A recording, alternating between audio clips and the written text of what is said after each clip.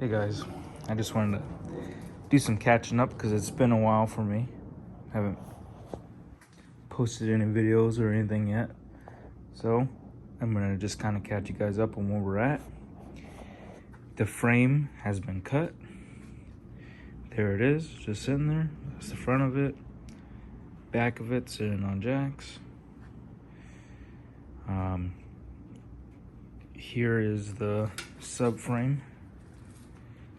And the engine has been built now. I'm just sitting on the subframe.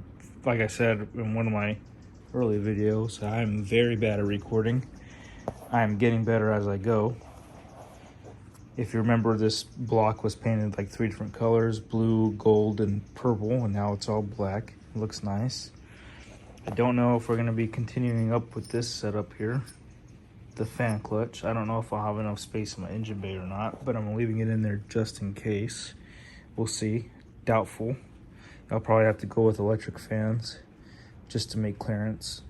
I don't have a transmission yet. I haven't decided if I want to do automatic or manual.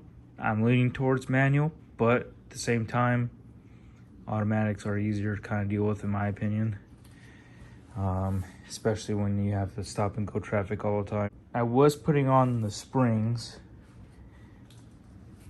and the problem that I ended up running into is that I couldn't lift this up enough, and especially with no weight on top. So I come to the conclusion of I'm gonna finish building the engine and then set it on here, which now I have. So now it's sitting on here, it's giving me the extra weight.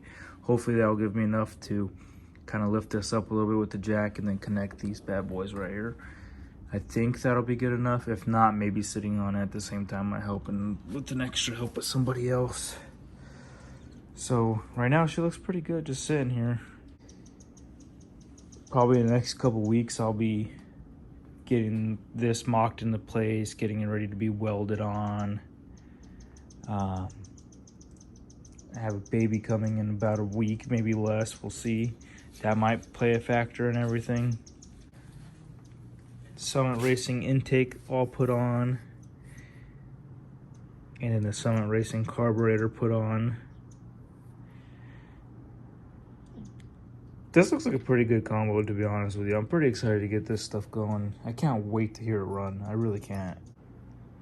If any of you want to ever change from your Vortec injections, fuel injection, over to carbureted, or you know, you're building a hot rod and you want to, the only engine you have available is a Vortec, I'll recommend it. This stuff has been absolutely easy to switch over. Once you take off the intake and everything, all you have to do is buy this intake. It needs to have these flats right here.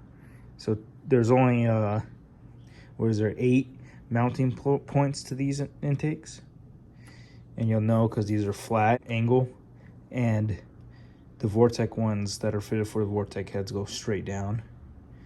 And then after that, everything is basically whatever your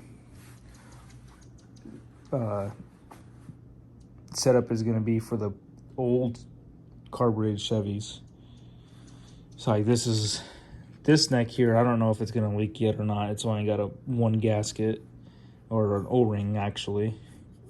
So I don't know if that's going to leak. I might need to put the gasket on there, but this came with the O-ring. I put the O-ring on there. This came with the gasket, and with the O-ring we'll see. But this is for like the 55s, the early Chevys.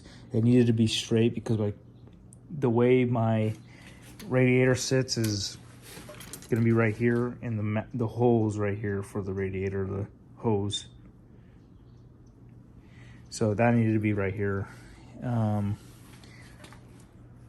This, I don't know about this yet. I think this is on the wrong side. No, this is the right side. So this is passenger side, and the hose will come from down here like this. So that'll connect straight up too.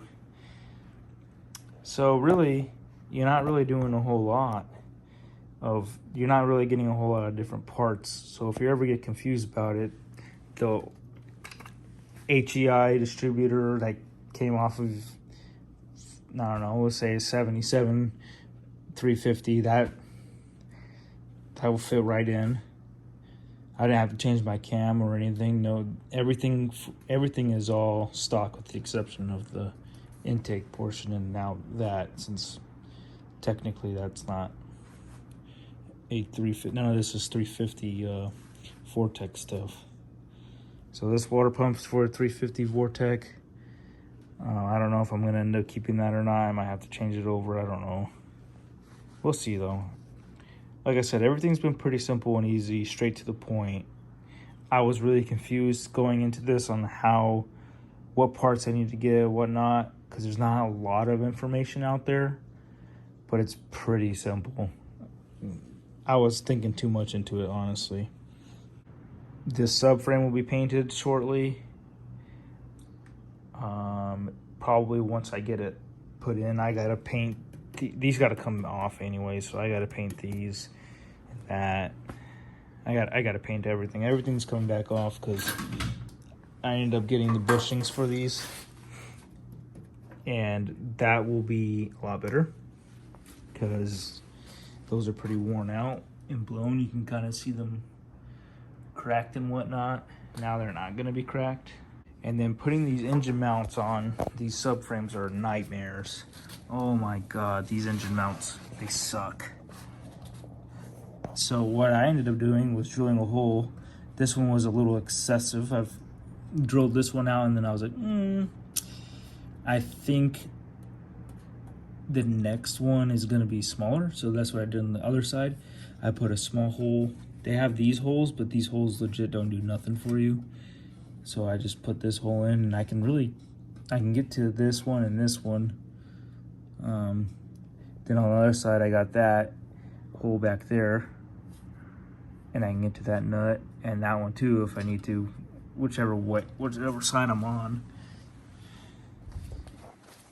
And then over here, they have these holes. And then I think I drilled one in the back on this side. Yeah, I did. You can see it right there. Just to get to that bottom nut, easier access. No reason why they don't do that in the factory. There's that back hole right there. I mean, maybe not as big. Those old ones over there worked a lot better on the passenger side. You know, without being so big and blown out, but those work too. It works fine. I have no reason to think that my suspension is going to be dealing with any kind of integrity loss. You can still kind of see the gold paint and the purple paint. That's the back of the engine. I really don't care. Those probably be changed to some type of chrome anyways eventually to make it look nicer. So I got everything ready and go. The only thing I'm missing here is a flywheel and a starter. This bitch will be ready to start here shortly. It's filled with oil. Everything's ready to go with the exception of the flywheel and starter. It's not ready to run yet because I'll still need to connect the brackets in the front, the alternator and the power steering pump and whatnot. The next thing that I'll be doing probably next week will be removing this steering column.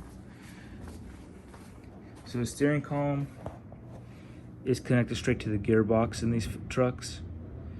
So I don't know if I'm gonna, I read some stuff online, it still confuses me a little bit, where they cut this from like here, say, and then the inner one they cut like here, and they put like a bearing on it. I gotta look into that a little bit more because it still confuses me on how that works. But that seems to be the way cheaper route to go. And I don't have to change my steering wheel column. But steering wheel columns are terribly expensive. But that's just another thing I gotta deal with. And I don't really want to. So we're getting there. You know, like I said, a lot of things are chopped up. That exhaust has got to get out of there. You know, everything has got to be gutted still. Still got my linkage down there that I had to kind of clear out of the way. Got a lot of cutting to do. Kind of see how things go. So far, I'm pretty optimistic. This has gone pretty smooth, with the exception of the springs. Cutting up the frame took about 30 minutes. Had to go get bigger wheels for the next time, because shorter wheels kind of suck when you're trying to get in close spaces. And you have a big ass angle grinder going in there, or just a grinder you're trying to fit. I got some wheels. They're for my uncle's truck. Those are just gonna kind of be put on the, once we get the spindles and everything on, the brakes and everything, just to kind of let me know where it's gonna be resting within the wheel well. So that's the whole idea behind those wheels. Then we'll put the differential in. I mean, we still got a lot of work, but I could see the light at the end of the tunnel. Not really. All right, guys. This is New Year's, so I'll be getting better at recording. That's my New Year's resolution, because I obviously didn't record anything that involved this process here.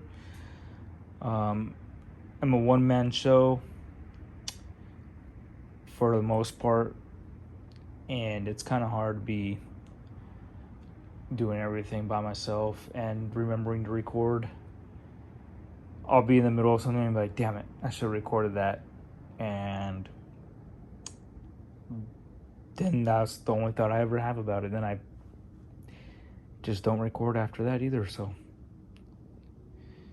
like I said, I'll try to get better with recording. I kind of want a little bit more on this channel.